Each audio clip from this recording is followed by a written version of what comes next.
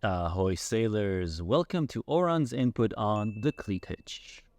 I'm going to show you some bad examples, and of course some good examples, explain how to do them properly, and what happens when you do them wrong.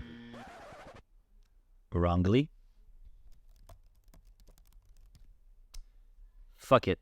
Yes, wrongly. Okay. Show you the good and bad examples so you'll be able to identify which one is a no, yes, no, fuck, no, yes. I just showed you examples of stuff I see all the time. Sailors are not aware that they're tying this knot wrong. The cleat hitch is such a simple knot, yet it has some room for mistakes. So, let's understand what is the purpose of a cleat hitch. Cleat hitch. You are basically tying a line to a cleat. There are some other methods of tying lines to a cleat, but the advantage of this one is that if you tie it properly, it can be undone safely under tension. Like I'm trying to show you right here. If you tie it wrongly, it will get stuck, and then you will have a term we like to call a shit show. So, how to tie it properly? First, understand where the tension is coming from. Let's say this is our boat, and these are the cleats. We got 3 on each side, stern, midship, and bow. This is our dock. Let's say we're about to tie our dock line to the stern cleat. The tension is going to arrive from right here. So I want to make the initial contact with the side of the cleat that resists that tension. It's going to be easier and safer to pull, but also will prevent a future shit show. Another example, if we're tying our midship forward spring, we want to start from this side and not this side. Let's say you're tying to a mooring line or a mooring ball from the bow of the boat. Same thing here. Initial contact with the side of the cleat that resists the part of the line that soon enough will have tension. Not like here, like here. Second, once you started on the correct side of the cleat, wrap around at least half a circle or an O, as people like to call it, to add friction and to balance the force on the 2 strong points. Third, start by doing either half an X or a full X on the cleat. This depends on how thick your line is. A thin line, like the dinghy painter, might easily slip on big cleats. So the more X's you give it, the more friction it will have. If you have a big thick line, well, you might not have cleat room for it. So half an X should be enough.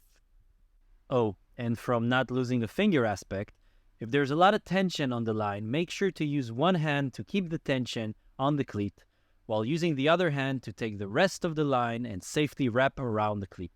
After just one wrap, you'll see that the tension is on the cleat now and not in your hands. Fourth, lock it by understanding the direction on which you need to flip the line. You want to have the 2 parts of the line married under the bridge. Not on top of each other like a kid's pile-up. You want them next to each other, married under the bridge. Not on top of each other, because this will hold, but it's more likely to slip. It's going to take a bit of time to really nail this part. At the beginning, you won't be sure to which side you need to flip the line. A trick I like to do is to take the rest of the line and put it close to the X I just created. And then it's pretty visible which way you need to flip. 4 simple steps. 1. Pull on the resisting side. 2. Half a circle. 3. Half or a full 8. 4. Lock correctly. I am enjoying this editing way more than I should. Okay, let's see if you understand what I said in step 1. If one end of the line is tied to this point, and I want to tie the other end to this cleat, from which way do I need to pull? Option A or option B?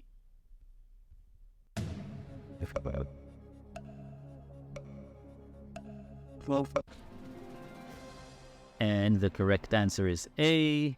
As the tension comes from this side, we want to have the line on that side of the cleat and not this one. Let me show you why step 1 is so important. If I'm starting this knot on the wrong side of the cleat, then I'm just building up layers on top of the direction of the line. When you're done tying and the tension arrives, this is going to push the layers up on the cleat and the line might get stuck. Whereas if you start on the correct side, the part with the most tension is at the bottom and you're building on top of it.